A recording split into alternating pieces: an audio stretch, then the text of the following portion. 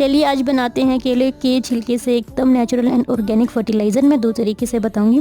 पहला तरीका तो ये है, किसी कंटेनर में अपने केले के छिलकों को डाल के पानी में डिप कर दीजिए 4 से 5 दिन तक, और जो ये लिक्विड फर्टिलाइज़र बनेगा इसके अंदर 2 गुना पानी और ऐड करके इसे डाइल्यूट करके अपने प्लांट्स में डाल दीजिए। दूसरा तरीका ये है, जो मुझे बेस्ट तरीका लगता है, कि इन्हें धूप में सुखा लीजिए 4 से 5 दिन तक। जब ये इस तरीके से एकदम ड्राई हो जाए तो किसी भी मिक्सचर ग्राइंडर में डाल के इसे पीस लीजिए और 1 चम्मच जितना अपने प्लांट्स में डाल दीजिए। ये तरीका बेस्ट इसलिए है क्योंकि इस तरीके से कभी भी प्लांट्स में फंगस नहीं लगता।